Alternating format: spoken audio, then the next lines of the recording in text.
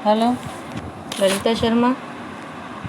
अब मैं आपको फर्स्ट लेसन जो था पोएम क्लास 4th की ए थैंक यू प्रेयर, उसके आगे वाले क्वेश्चन आज हम करेंगे। आगे वाला क्वेश्चन है say whether the following sentence are true or और फॉल्स, यानी हमें सही और गलत का चयन करना। जो सही है उसके लिए हम ट्रू, और ट्रू की शॉर्ट फॉर्म यानी हम इसमें भरेंगे टी। तो इस तरह से हम भरेंगे, और अगर गलत है, असत्य है, तो उसके लिए हम एफ का प्रयोग करेंगे यानी फॉल्स। तो पहला क्वेश्चन है our parents take care of us. जो हमारे माता पिता होते हैं वो हमारी देखभाल करते हैं। तो ये सही बात है या गलत बात है? तो आपको पता है ना, सही है गलत है? तो ये सही बात है, तो इसलिए हम क्या लिखेंगे यहाँ? ट्रू। इसके बाद दूसरा क्वेश्चन है God give us everything we want, यानी भगवान ने हमको जो सारी चीज़ें दी हैं, भगवान ने हमको प्रत्येक चीज़ें दी हैं जो मैं चाहता हूँ। तो ये सही बात है ना? तो दी है, भगवान ने हमको बहुत सारी चीज़ें दी हैं, है ना? तो ये भी सही बात है, इसलिए ये भी टी आएगा। इसके बाद तीसरा क्वेश्चन है द पोएट से thank you 5 time in the poem, यानी इस कविता में जो कवि है उसने कितनी बार यानी थैंक बोला है? उसने यानी 4 बार बोला है या 5 बार बोला है? तो इसमें आपके लाइन में दिया कि 5 टाइम यानी 5 बार बोला है, तो ये सही बात है। तो आप जब कविता को देखोगे, पढ़ोगे, तो उसमें पता चलेगा कि कवि ने 5 बार नहीं, सिर्फ ओनली 4 बार बोला है, इसलिए ये कैसा है? ये पॉइंट अपना गलत है। तो गलत के लिए फॉल्स आएगा, नहीं एफ आएगा। फिर है अगला क्वेश्चन है we should thank God for sun and rain, यानी हमें भगवान को थैंक यू बोलना चाहिए, धन्यवाद बोलना चाहिए, भगवान का आभार प्रकट करना चाहिए सूर्य और बरसात के लिए। तो ये लाइन आई थी ना उसमें, तो इसके लिए मतलब ये सही है, भगवान ने हमको सूरज भगवान और बरसात ये सब दी हैं, इसके लिए भगवान को थैंक्स बोलना चाहिए हमें। तो ये सही बात है।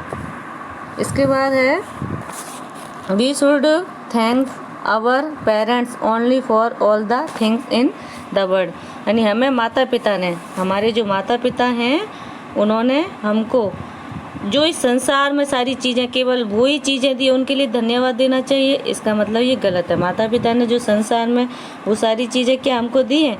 नहीं दे सकते माता पिता वो सारी चीज़ें, असंभव होती हैं। अब जैसे चाँद है, सूरज है, तारे हैं, तो ये माता पिता हमको नहीं दे सकते, है ना? जो सारी चीज़ें इस दुनिया में, वो सब चीज़ें हमें नहीं दे सकते, तो उनके लिए ये वाक्य जो वो है गलत है, इसलिए इसके लिए क्या आएगा?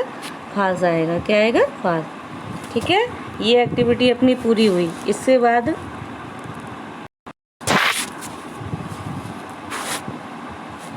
आगे हम पढ़ेंगे fill in the blank with the correct word given in the box, यानी इसमें जो सही वाक्य हैं वो हमको भरने हैं। तो देखो इसमें दिया ये to breathe, to eat, to see, to wear, to hear, to walk, इस तरह से ये मीनिंग दी हुई है और हमें इसमें भरनी है। तो पहला है पहला क्या है? वी हैव आइज, यानी हम आंखें रखते हैं। तो आंखें हम जो रखते हैं तो किसके लिए रखते हैं? टू सी। किसके लिए? टू सी। तो इसमें क्या आएगा? टू सी, यानी देखने के लिए। अब है दूसरा कि my mother give me food, मेरी जो माँ है वो मुझे खाना देती है। अब हम खाना जब देती है तो किस लिए देती है? टू ईट, तो खाने के लिए। तो इसमें हमको ढूंढना है, तो क्या है? टू ईट ये रहा, तो टू ईट यहाँ पे लिख देंगे। तो इस तरह से ये क्वेश्चन हो जाएगा। तीसरा है माई फादर विंग क्लॉथ, यानी हमारे जो पिताजी हैं वो हमारे लिए कपड़े लेकर आते हैं। अब कपड़ों का हम क्या करते हैं? कपड़े किस लिए काम आते हैं? To wear. किस लिए काम आते हैं? To wear. तो इसलिए कपड़े इसमें आ जाएंगे टू वियर। ठीक है, इसमें ये आ जाएगा टू वियर। इसके बाद है अगला क्वेश्चन वी हैव ईयर्स, यानी कान। कान किस लिए काम आते हैं? सुनने के लिए। तो यहाँ आ जाएगा टू हियर। इसके बाद अगला क्वेश्चन है गॉड गिव अस एयर, भगवान ने जो हवा दी है वो किस लिए दी है, सांस लेने के लिए या जिंदा रहने के लिए, तो इसमें ये आ जाएगा टू ब्रेथ। फिर है last, I use my feet, यानी मैं यूज करता हूँ माई फीट यानी पैरों को, तो हम पैरों को किस लिए यूज करते हैं, वॉक यानी घूमने के लिए या चलने के लिए, तो इसमें टू वॉक आ जाएगा। इसके बाद आगे हम अगली एक्टिविटी सीखेंगे।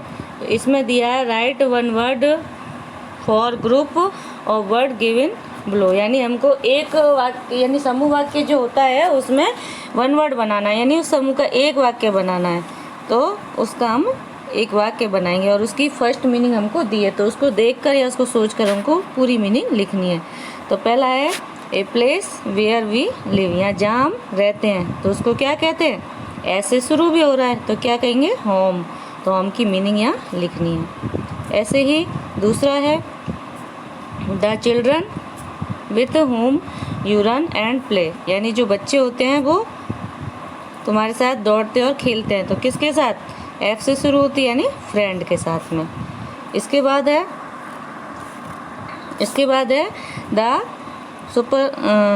Supreme being the in the word, यानी गॉड, इसके बाद क्या आएगा, God.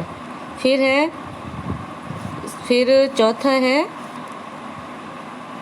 The part of the day when we can not see the sun night, तो इसमें एन से शुरू होते ही नाइट आ जाएगा, ठीक है। यानी the part of the day यानी दिन का वह दिन, वह पार्ट वह भाग, व्हेन वी कैन नॉट सी यानी जिसको हम देख नहीं सकते हैं, दिन का जो भाग है सूर्य का वह कौन सा भाग है जिसको हम देख नहीं सकते, तो वो क्या आ जाता है,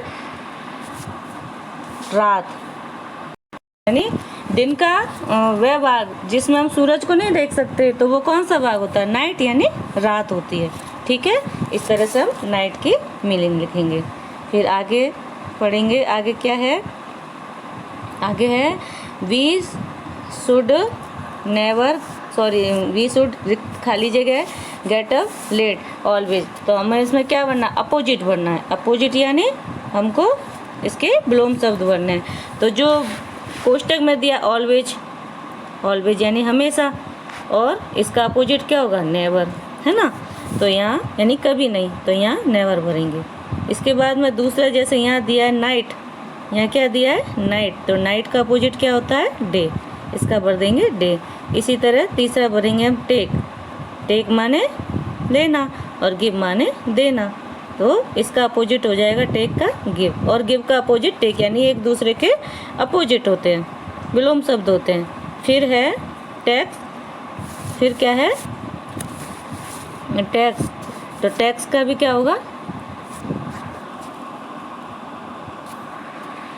गलत भर दिए मैंने, है ना, हाँ सॉरी, यहाँ थोड़ी सी गलती हो गई थी, जैसे मैंने यहाँ भर दिया है ना, अपोजिट है तो टैक्स नहीं होगा, यहाँ क्या होगा, ये जो टैक्स है ये गलत है, इसकी जगह हम क्या लिखेंगे, यहाँ पे गिव्स लिखेंगे, GIVES, तो इसका गिव्स, यानी जैसे यहाँ टेक आया तो गिव हुआ, और यहाँ बहुवचन है टेक, तो इसका गिव्स हो जाएगा, ठीक है, इस तरह से। फिर नेक्स्ट है ही इज माई, तो कोष्टक में दिया मदर, तो मदर का अपोजिट क्या होगा, मदर का अपोजिट फादर होगा। इस तरह से हम इन अपोजिट को पढ़ सकते, जो कोष्टक में उसी का अपोजिट लिखना है। तो ये सब आपको करने हैं, ऑलवेज का नेवर, नाइट का डे, टेक का गिव, मदर का फादर, इस तरह से आपको लिखना है। धन्यवाद।